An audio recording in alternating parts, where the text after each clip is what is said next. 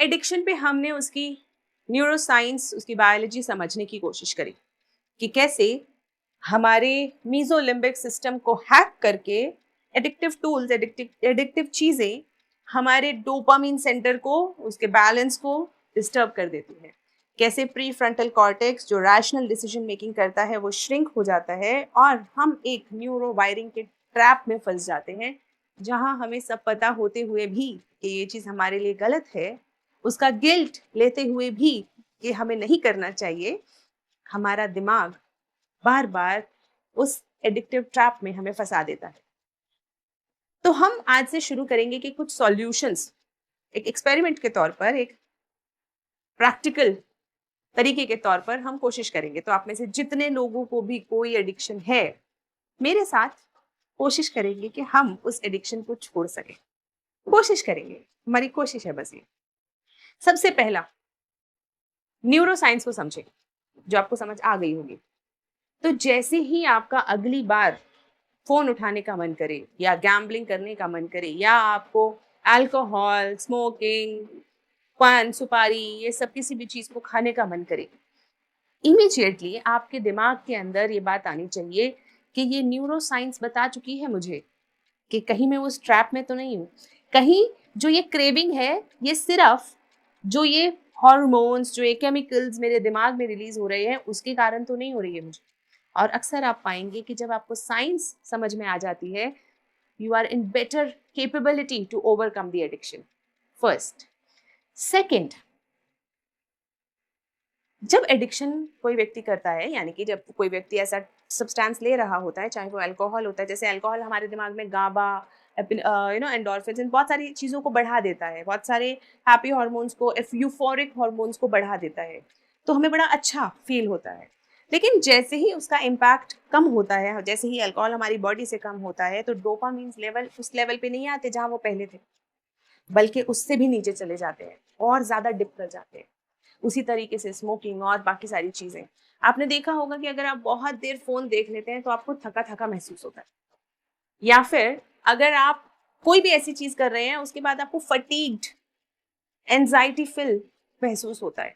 The reason is कि dopamine level जितना पहले था उस हाई के बाद उतना ना रह के और नीचे चला गया है। आपको एकदम हेल्पलेस महसूस होने लगता है, होपलेस महसूस होने लगता है, भर भर के गिल्ट आता है। और ये जो डोपामिन लेवल है, ये आपको लगने लगता है कि अब मुझे खुशी दोबारा चाहिए, दोबारा से डोपामिन चाहिए, वो क्रेविंग लेकर आता है। तो एक और तरीका है जो फिलोसोफर्स द्वारा बताया गया है, डू नथिंग। ये एक मैकेनिज्म है आपकी बॉडी का, जिससे कि वो जो लोअर डोपामिन है वो परेशान करेगा, कुछ समय आपको परेशान करेगा, लेकिन अगर आप कुछ नहीं करेंगे, यानी कि अगर आप दोबारा वो सब्सटेंस नहीं लेंगे और अपने आप को किसी और एक्टिविटी में एंगेज करने की कोशिश करेंगे जहाँ से शायद आपको उतना मज़ा ना आए, उतनी खुशी ना मिले इमीडिएटली, लेकिन धीरे धीरे धीरे ये जो लोअर डोपामीन है ये आपको सेटल होने लगेगा और आपको नॉर्मल चीज़ों में, जो जीवन की असली खुशियाँ हैं, उनमें भी खुशी आने लगेगी। जैसे किसी एडिक्टिव चीज़ का मन करे तो वो ना करके आप अपने दोस्त से बात कर लो। एडिक्टिव चीज़ का मन करे वो ना करके आपको जो भी और एक्टिविटी पसंद है, जो बेनिफिशियल भी है, वो करना स्टार्ट कर दीजिए। तो डोपामिन लेवल्स सेटल हो जाएंगे। हॉर्मोन्स या विटामिन्स या कोई भी न्यूट्रिएंट होता है, उसे हमारी बॉडी में सेटलमेंट टाइम लगता है। तो डोपामिन लेवल को जैसे ही समझ में आ जाएगा कि हाँ मैं नीचे हूँ, तो वो अपने आप सही लेवल पे आ जाएगा, आपको किसी और सब्सटेंस की ज़रूरत नहीं है। लेकिन अगर बाई चांस आपने वो सिगरेट या वो अल्कोहल ले लिया या फ़ोन उठा लिया, तो वो जो लोअर डोपामिन है वो क्या होगा, वापस से बीच में नहीं आएगा, स्पाइक कर जाएगा और फिर वो नीचे साइकिल, ऊपर नीचे की साइकिल चलती रहेगी। तो एक बार इस लोअर डोपामिन पे सेटल करेंगे हम लोग। थर्ड थिंग, हमारी जितनी भी एडिक्टिव चीज़ें होती हैं उन सब की कुछ क्यूज होते हैं। हमारा ब्रेन क्या करता है ना, वो वायरिंग करता है। हमने देखा था लास्ट वीडियो में कि कैसे हमारी वायरिंग को चेंज कर देता है। तो जब वो वायरिंग चेंज होती है, वो अपने लिए कुछ ट्रिगर पॉइंट्स बनाती है। ट्रिगर पॉइंट्स यानी कि किसी चीज को देखकर मन करता है। जैसे किसी व्यक्ति को खाना खाने के बाद सिगरेट पीने की आदत है, या कोई व्यक्ति डेली ऑफिस से आने के बाद अल्कोहल कंज्यूम करता है, या कोई व्यक्ति, कोई बच्चा स्कूल से आते ही फ़ोन देखता है, या लेडीज़ भी, कोई भी जो भी है, वो एक पर्टिकुलर एक्टिविटी के बाद अगर आपने अपनी इस एडिक्टिव चीज़ को शेड्यूल कर रखा है, तो वो उसका क्यू हो गया।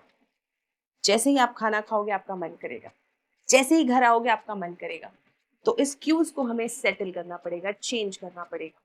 कोशिश करो कि ऐसी जो भी चीज़ है जो आपकी हैबिट बन चुकी है, जिसको देख के आपको उसकी याद आती है, उसको आप अपने लाइफ़स्टाइल से, शेड्यूल से अलग कर दें। कैसे करेंगे?